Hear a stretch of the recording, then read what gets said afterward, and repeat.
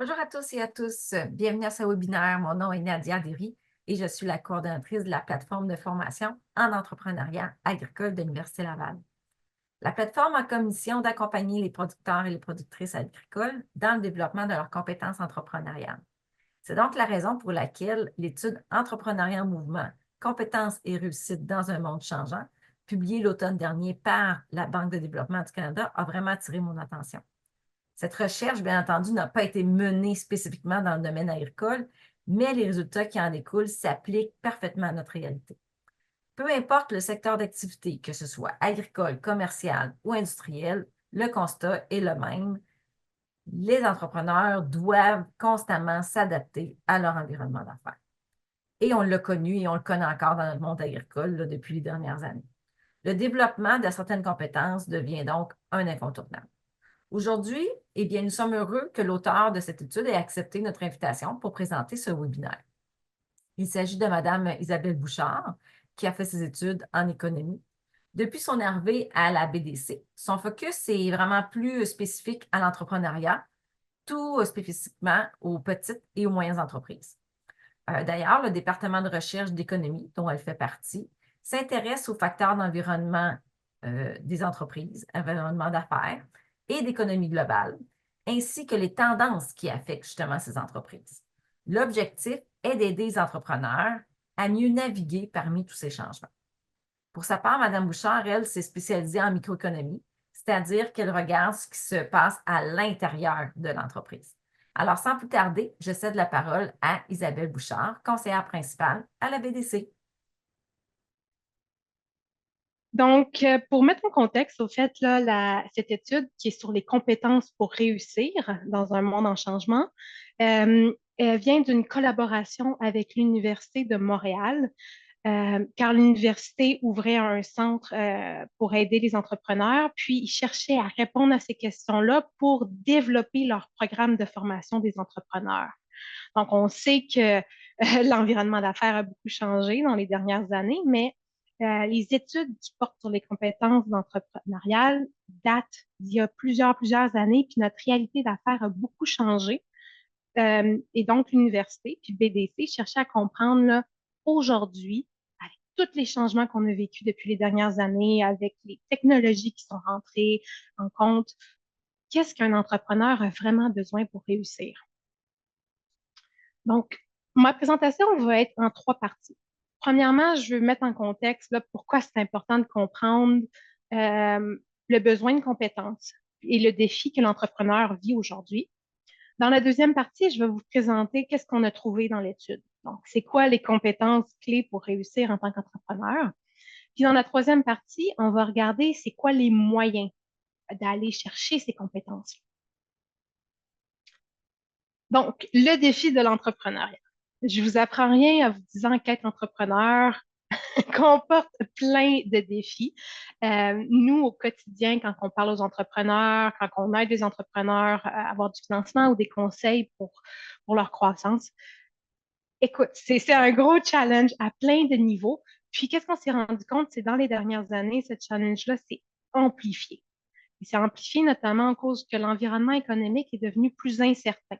Quand je dis de l'incertitude, là, on parle des taux d'intérêt ont augmenté soudainement, on ne s'attendait pas à ça, l'inflation qui vient avec ça, la pénurie de main-d'œuvre aussi depuis déjà quelques années qui va perdurer. Donc, on a vraiment des tendances de fond, de changement là, au niveau économique qui ont des impacts profonds pour les entrepreneurs. Puis là, je passe sur les technologies aussi qui sont rentrées dans la réalité, comment on fait du marketing, comment on va chercher les consommateurs, les habitudes de consommation qui changent. Donc, tout ça fait en sorte que l'environnement d'affaires est plus difficile. En chiffres, qu'est-ce qu'on voit? C'est quand on devient entrepreneur, là, on a au début on désire devenir entrepreneur. Fait que toutes les gens qui pensent à devenir entrepreneur, qui disent dans les 2 prochaines années, là, je pense me lancer en affaires.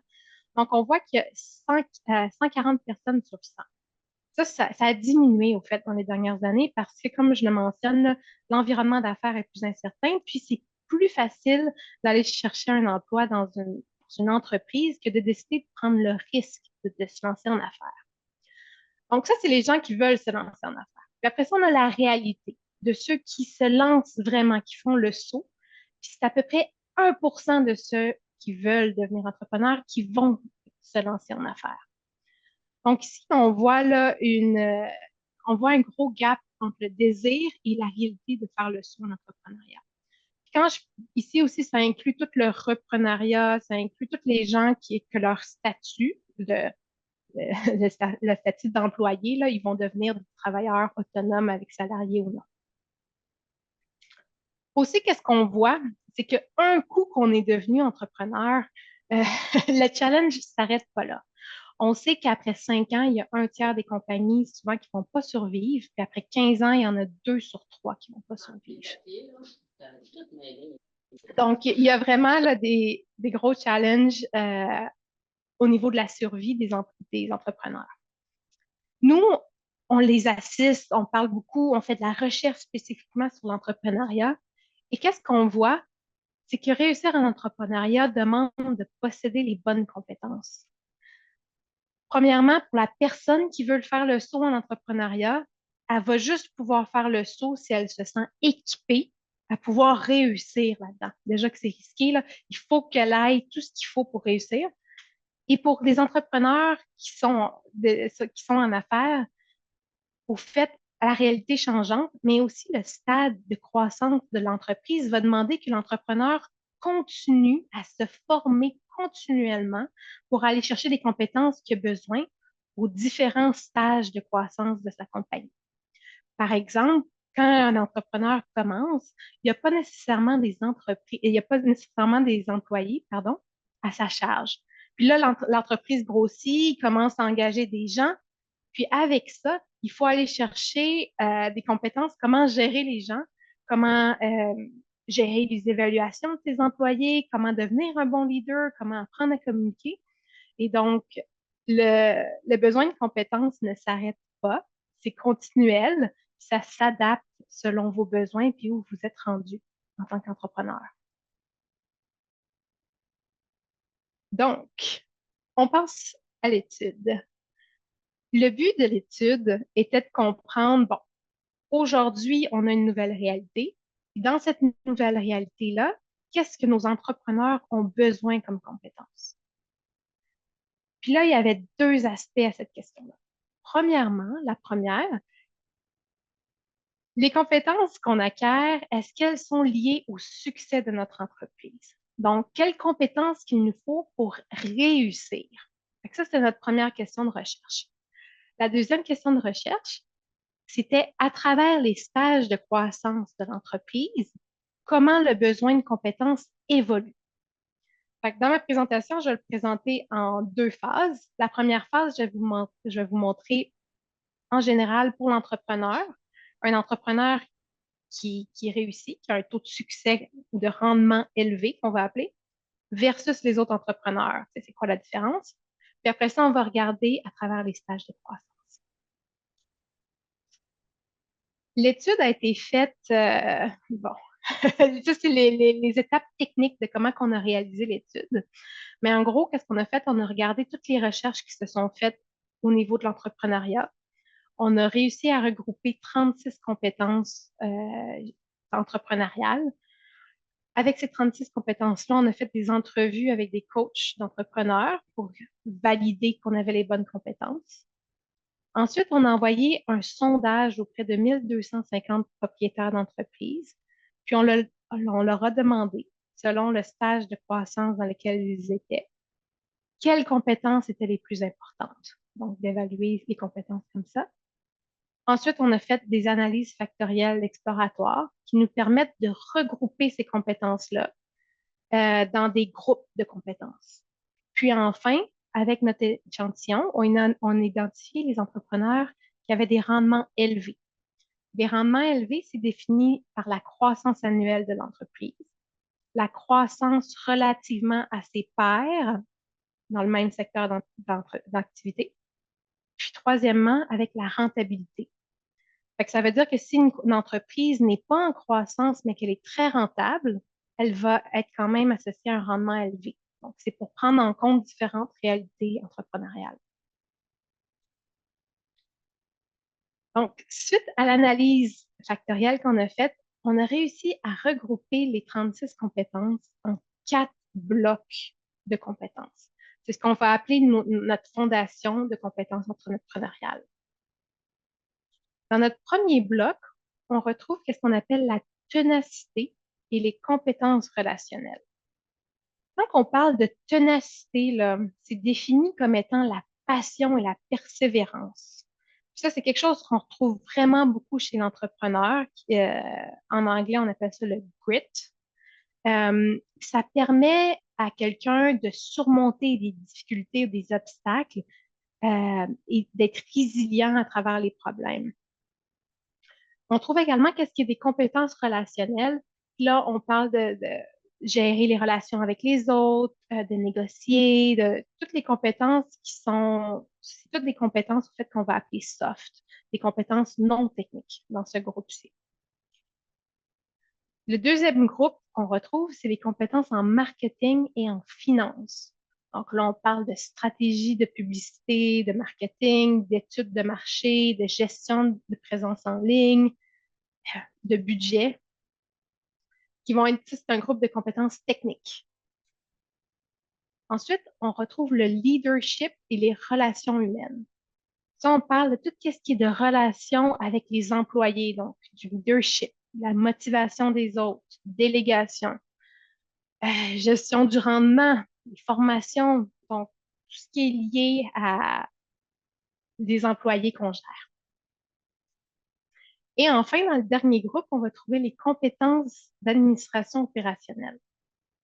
C'est-à-dire là, comment on gère l'entreprise au jour le jour, les compétences aussi juridiques, fiscales, la gestion de la trésorerie. Donc, c'est beaucoup plus administration technique. Donc, quand on regarde ces 4 blocs de compétences, à gauche, vous allez trouver le graphique des entreprises, des entrepreneurs qui ont un rendement élevé et à droite, de ceux qui ont un rendement moyen et faible. Pardon.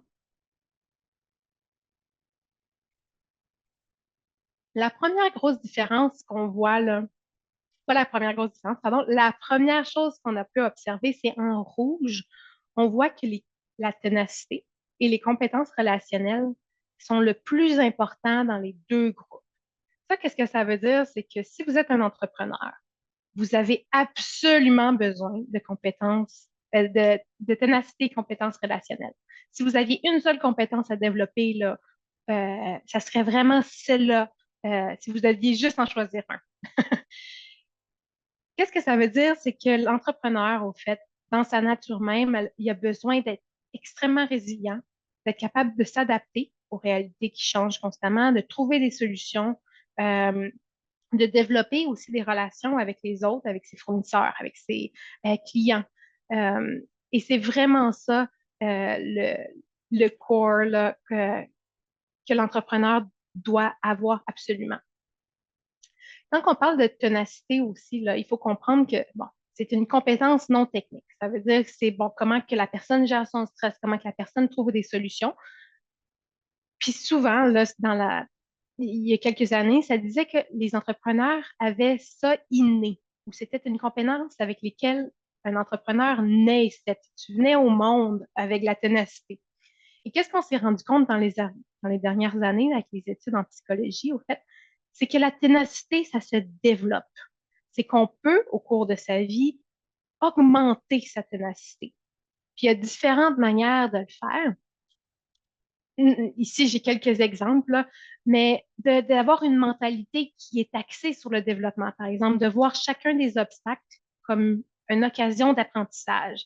On change sa façon de voir les choses. D'avoir un réseau de soutien aussi fait que quelqu'un peut vraiment augmenter sa ténacité parce qu'il y a des gens qui peuvent l'aider, qui peuvent le soutenir, sur lesquels ils peuvent s'appuyer. Ensuite, faire preuve d'introspection, de comprendre c'est quoi ses propres forces, ses faiblesses, puis de se dire, ah ben oui, je vais travailler là-dessus parce que il y a une faiblesse là. Il y a des activités aussi qui permettent d'augmenter la résilience. Par exemple, pratiquer du sport d'équipe. C'est un exemple simple. Faire de la méditation ou de la respiration, des exercices de respiration. faire partie de projets complexes, là, où il faut aller chercher des solutions. Tout ça, ça renforce la résilience. Puis aussi de célébrer chacune des petites victoires. Ça permet de se donner de la force de poursuivre parce qu'on célèbre chacun des petits progrès qu'on fait. Ça, c'est important. On a tendance à juste célébrer les grosses victoires, mais les petites victoires sont super importantes. Donc, quand on revient ici, qu'est-ce qu'on remarque d'autre dans les résultats? C'est que, bon, eux qui ont un rendement élevé, on voit que pour les trois autres blocs de compétences, c'est plus élevé en général. Donc, ça veut dire que les entrepreneurs qui ont plus de succès ont également plus de compétences. Mais on voit aussi que la colonne là, en bleu foncé, qui est le leadership et relations humaines, est beaucoup plus élevée et plus importante que pour les autres entrepreneurs à rendement moyen et faible. Qu'est-ce que ça veut dire au fait? C'est que les entrepreneurs qui ont du succès, ils vont pas voir ça comme une quête solitaire, mais comme un travail d'équipe. Comment ils peuvent aller chercher l'effort collectif pour atteindre leur succès. Et ça veut dire utiliser ses partenaires ou ses employés, de voir c'est quoi leur force et de leur déléguer des tâches. Donc, on voit vraiment que les entrepreneurs qui ont plus de succès ou plus de rendement, ils priorisent leurs relations humaines versus les propriétaires d'entreprises qui ont un rendement moyen et faible, ils vont plus prioriser le côté administratif ou la gestion au quotidien qu'on va appeler. Donc, gérer les tâches, éteindre les feux ou gérer les problèmes efficacement, augmenter la productivité. Donc, ils vont être plus axés vers ce type de mentalité-là. Donc, je passe à la prochaine section de la présentation où on parle des stages de croissance de l'entreprise. Dans le petit graphique, on voit là, il y a 5 gros stages.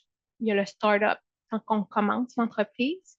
On a ce qu'on appelle la nouvelle entreprise. Donc, on a passé un peu le stage qu'on s'est établi, on commence à rentrer assez d'argent pour couvrir ses coûts, on commence à avoir quelques employés.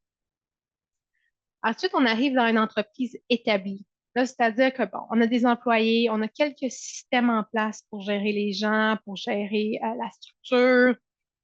On réussit à avoir un petit peu de profit ou du profit. Fait que là, on est dans la phase établie. Dans la phase établie, il y a 2 stades. Il y a le stade 1, où on décide de rester stable. C'est-à-dire, c'est pas un coup qu'un entrepreneur c'est parti, il peut décider de ne pas grossir son entreprise. C'est-à-dire, ben moi, je suis bien, je suis confortable, j'ai quelques employés à gérer, j'en veux pas plus, puis je veux pas croître.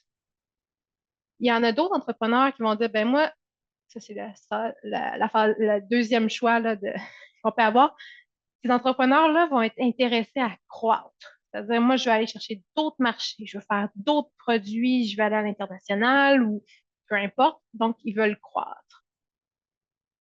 Les entrepreneurs qui vont être dans le stade 2, eux, ils vont passer au prochain qui est l'expansion. C'est-à-dire que là, un coup qu'ils ils voulaient croître, là, ils sont rendus dans la croissance. Ça, c'est une phase qui est très demandante où que l'entreprise grossit, met des nouveaux produits, va chercher des grosses clientèles, augmente l'équipe.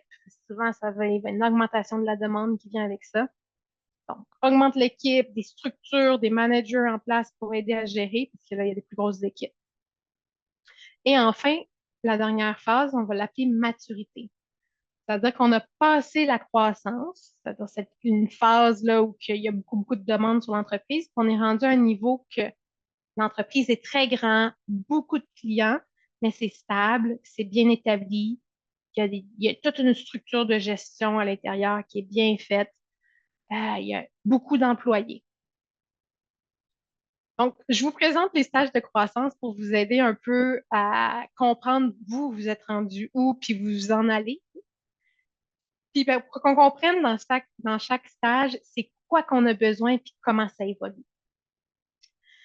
Donc, on a le même graphique que tantôt, mais au lieu d'avoir des rendements élevés, rendements moyens, là, on a les différents stages. Le premier stage, on a mis ensemble amorçage et nouvelle entreprise parce que ça se ressemblait vraiment. Donc, première conclusion, c'est que les barres en rouge vif ressortent. Et ça, encore une fois, ça veut dire que la ténacité et les compétences de relation, c'est le plus important à peu importe le stage dans lequel que vous êtes. Vous avez besoin de résilience, vous avez besoin de former des relations avec vos fournisseurs, vos clients, vos employés. Ensuite, la deuxième grosse conclusion, c'est que dans les deux stages où on a de la croissance, c'est-à-dire là, pardon, une entreprise établie qui s'apprête à croître, ou si vous êtes dans le stage d'expansion, on voit que le besoin de compétences est beaucoup plus élevé. Donc, c'est-à-dire qu'il y a beaucoup de défis qui se mettent ou beaucoup de pression aussi qui se mettent sur les entreprises dans ces stages-là. Et donc, l'entrepreneur a besoin d'aller chercher ou de développer les compétences qu'il a besoin pour faire face à ça. Donc, si on regarde dans le premier stage, là, amorçage des nouvelles entreprises, puis là, dans chacun des stages, là, je vais parler des autres compétences, mais pas de la ténacité, parce qu'on voit là, déjà que c'est le plus important. Donc, le deuxième plus important dans le premier stage, ça va être le marketing et finance. C'est-à-dire que quand une entreprise, ça fait du sens, là, parce que quand une entreprise se lance, elle va avoir besoin de comprendre c'est quoi son marché, c'est quoi sa clientèle, comment aller les rejoindre, puis aller chercher les fonds, l'argent, se faire des budgets pour permettre de commencer une production ou de faire ses produits. Quand on passe en une entreprise établie et stable, ça veut dire ça, le stable, on ne cherche pas à croître.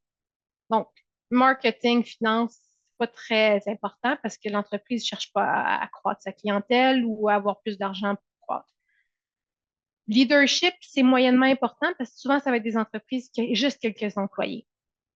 Qu'est-ce qui est beaucoup important pour eux, là, c'est l'administration opérationnelle, c'est-à-dire gérer le quotidien, améliorer la productivité, gérer les situations d'urgence. Ça fait du sens parce que c'est des entreprises qui sont très stables. Ensuite, l'entreprise qui est établie et qui s'apprête à croître. Là, on voit qu'il y a une différence, puis ça ressemble beaucoup au stage de croissance, d'expansion. Fait que là, l'entrepreneur a besoin de se préparer, d'aller chercher des compétences en marketing, d'aller chercher du financement pour sa croissance. Fait qu'il y a besoin de plus de compétences là-dedans. Mais aussi, c'est que c'est des stages de croissance où que l'entreprise va chercher plus d'employés. Ils vont aller chercher des managers pour gérer les employés. Donc là, l'entrepreneur doit aussi développer son leadership, puis ses relations humaines pour gérer les employés. Puis avec tout ça aussi, l'entrepreneur doit avoir les habiletés de gérer le quotidien encore. Il n'est pas rendu assez gros qu'il peut complètement tout déléguer la production. Donc, il faut quand même qu'il ait ses compétences pour gérer l'administration opérationnelle. Comme je le mentionnais, là, c'est des stages qui sont beaucoup plus demandants pour l'entrepreneur. Puis, il y a souvent des entrepreneurs qui ne pensent pas aller demander de l'aide pour augmenter leurs compétences et à faire face à ces stages-là. Puis enfin, on arrive au stage de maturité. Puis là, qu'est-ce qu'on remarque? Quand les entrepreneurs sont rendus à ce stade-là, souvent, ils vont plus gérer toutes les activités de l'entreprise. Ils vont être rendus à une place qui ont des managers qui s'occupent des opérations, qui s'occupent du marketing, des finances. Puis le rôle de l'entrepreneur, là, c'est d'avoir le leadership, d'assurer la vision stratégique de où l'entreprise s'en va, euh, et donc plus de gérer les autres gens. Si on va passer, ça résumait qu'est-ce que j'ai expliqué. Puis là, j'ai rajouté ici un graphique que je trouve absolument fascinant.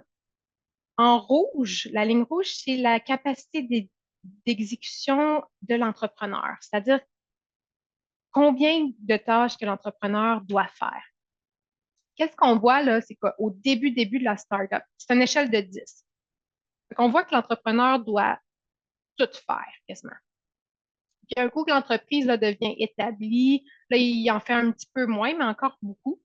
Et plus que l'entreprise là, évolue à travers les stages de croissance, moins que l'entrepreneur a besoin de capacités ou de compétences parce qu'il s'entoure d'une équipe parce que l'entreprise grossit.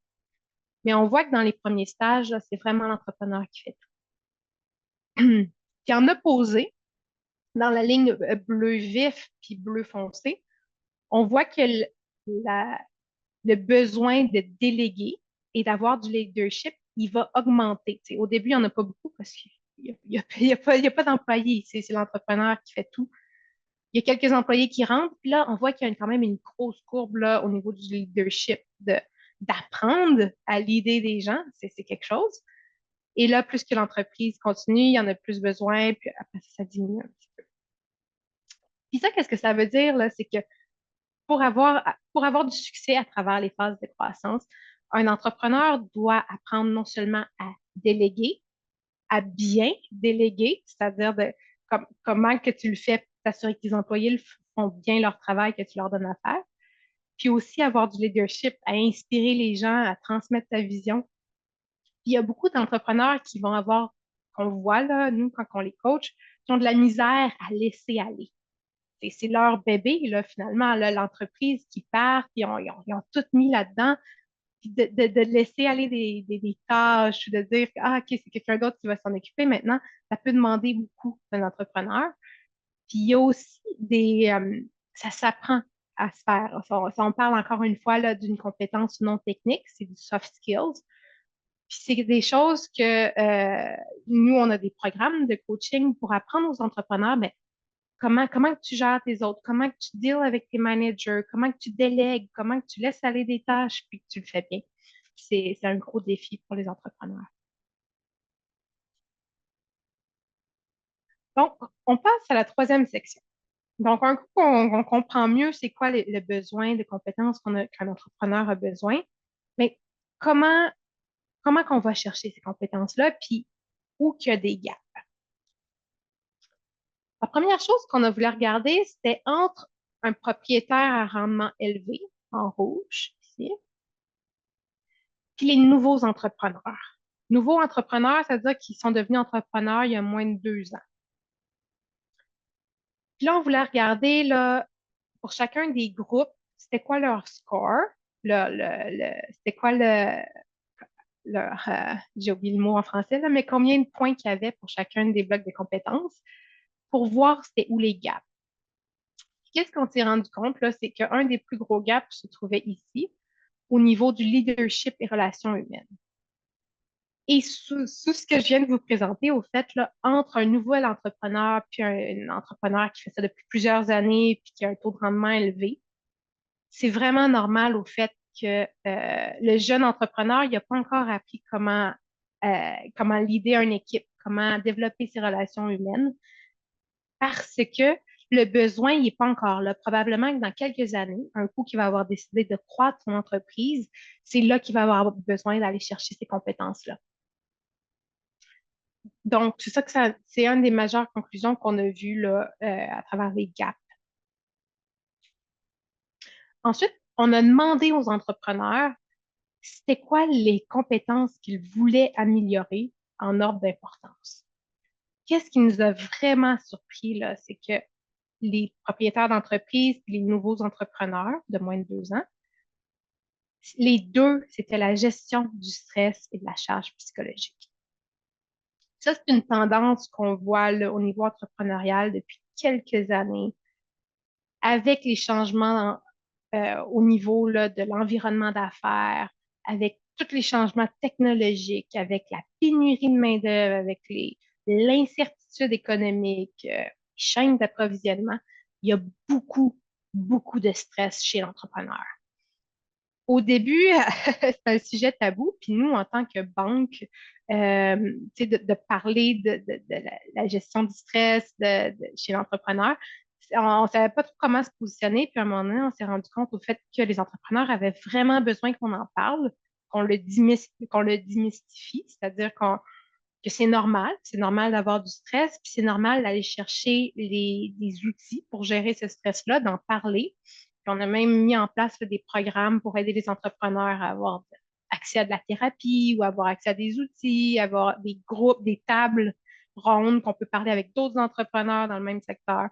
Tout ça, c'est des moyens là, d'aider la gestion du stress dans un environnement qui est stressant. Deuxièmement, nos deux groupes d'entrepreneurs, les deux ont mis en deuxième position la stratégie de publicité et de marketing. Puis nous, qu'est-ce qu'on voit là, au niveau de l'entrepreneuriat, c'est avec euh, la montée là, de toutes les technologies et des plateformes de médias sociaux et également au niveau du consommateur, des changements d'habitude de consommation. C'est que ça demande beaucoup pour les entrepreneurs de comprendre comment aller chercher leur clientèle activement, euh, parce que ça a beaucoup changé. C'était pas quelque chose que l'entrepreneur, il y a 15 ans, avait beaucoup besoin de faire, là. Tu mettais une petite pub à quelque part dans un journal ou dans les Publisac, puis c'était assez. Mais aujourd'hui, c'est plus assez. Il faut vraiment comprendre bon, comment aller chercher sa clientèle, etc. Euh, Puis enfin, là, pour les propriétaires d'entreprises euh, à rendement élevé, on voyait aussi là, en troisième place la gestion du capital humain. Ça revient à la discussion qu'on avait plus tôt, là, quand un entrepreneur, une équipe qui grossit, il a besoin vraiment d'aller chercher les compétences pour gérer une équipe. Ensuite, on a demandé aussi aux entrepreneurs comment ils préféraient apprendre. Ça, c'est une question importante parce que on apprend tous de manière différente, puis les entrepreneurs ont, à cause de leur réalité aussi, la réalité qu'il y a un temps limité à mettre sur, sur l'apprentissage. Et il faut regarder comment que eux y aiment apprendre.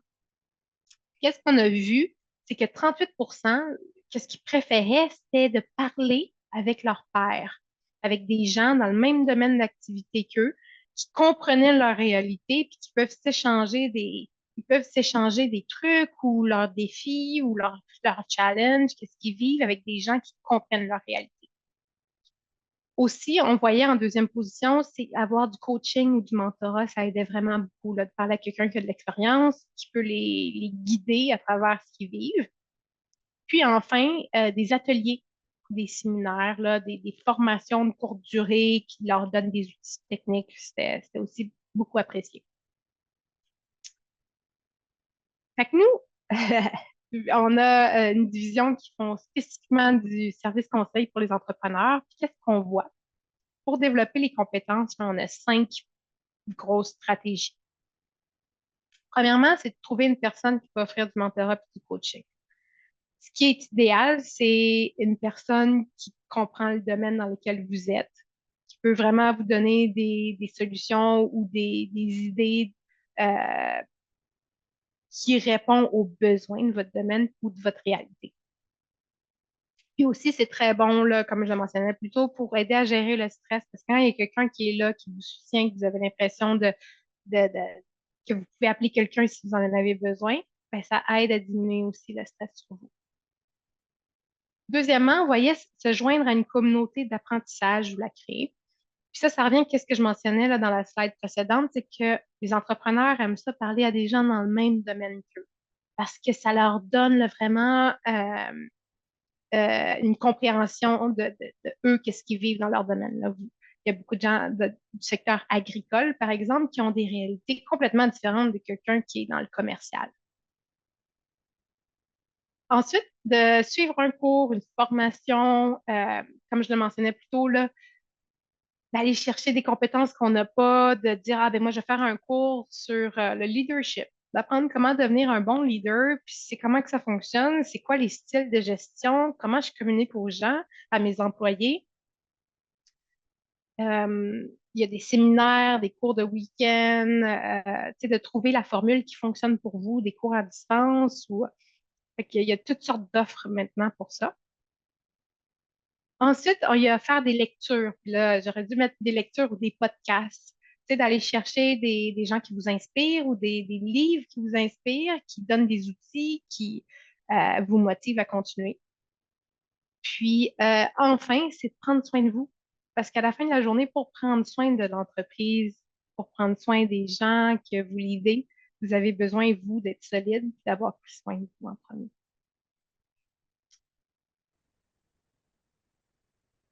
Merci, Madame Bouchard. Ce fut très intéressant. Je vais prendre quelques instants pour justement rebondir sur les paroles de Mme Bouchard qui a terminé sa conférence en présentant des conseils pour le développement des compétences en affaires. Et l'un d'eux est suivre une formation. Je vous lisais d'entrée de jeu, je suis une coordonnatrice de formation continue, donc je vais prendre quelques instants pour vous présenter un programme que l'on offre à l'Université Laval depuis 2015. Donc, permettez-moi de vous partager mon écran. Un instant, voici. Donc, qu'est-ce que la plateforme de formation en entrepreneuriat agricole? C'est 10 jours de formation. 10 jours divisés en 5 sessions de 2 jours entre décembre et avril, présentés un peu partout dans la province de Québec. On y rassemble des producteurs sous forme de cohorte. Donc, c'est un petit groupe de 12 à 16 producteurs agricoles qui proviennent, qui œuvrent dans différents secteurs d'activité, que ce soit dans le laitier, dans le porcin, maraîcher, acériculture. Et le point commun, c'est qu'ils, justement, ils veulent développer leurs compétences entrepreneuriales. Ces producteurs-là ont également environ 5 ans d'expérience. Donc, ce n'est pas un cours pour démarrer une entreprise, mais c'est bien pour accompagner les producteurs qui sont déjà en production agricole. On voulait faire un mélange entre le volet académique et le réseautage. Madame Bouchard en a parlé tout à l'heure. C'est important d'avoir des moments pour discuter, pouvoir partager avec des gens qui vivent des situations similaires aux nôtres. Et le volet académique, bien sûr, pour pouvoir apprendre et des nouvelles connaissances en entrepreneuriat agricole. À quoi ressemble notre programmation? Vous voyez, ça, c'est la programmation, exemple, de la dernière session. Donc, vous voyez que les compétences entrepreneuriales font partie de cette formation dès la session 1. C'est le cœur, en fin de compte, de la formation. Et puis d'ailleurs, vous allez voir, on a également du coaching pour apprendre à mieux se connaître, qu'on trouvait ça très important. On a aussi le volet des communications, le volet des RH, famille en affaires, parce qu'on sait qu'en agriculture, plusieurs familles travaillent ensemble dans le domaine, d'ailleurs, on mélange à ce moment-là les affaires et la famille. On voulait aussi vous emmener à vous présenter des formules d'accompagnement. Exemple, le mentorat et les cellules d'affaires pour éviter l'isolement de l'entrepreneur. Quand je parle aussi de formule d'accompagnement, c'est le coaching. Vous avez accès à 6 heures de coaching par des coachs certifiés TRIMA, qui est un outil psychométrique que nos participants adorent. Qui offre cette formation-là? On compte sur 20 experts environ. C'est des formateurs qui proviennent de l'Université Laval ou qui sont également des consultants, soit agricoles ou dans le monde des affaires. Vous avez également des entrepreneurs invités qui viennent partager de leur parcours entrepreneurial.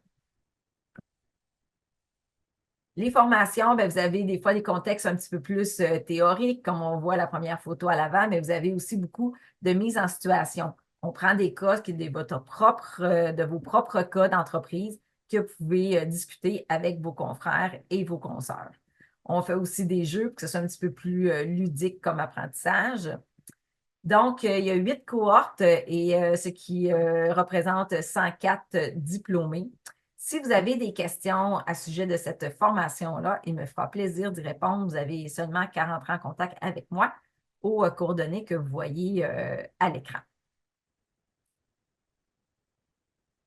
Donc, en guise de conclusion, maintenant, être chef d'entreprise agricole en 2024, on vient de le voir, c'est très différent que ça pouvait être il y a 20 ans.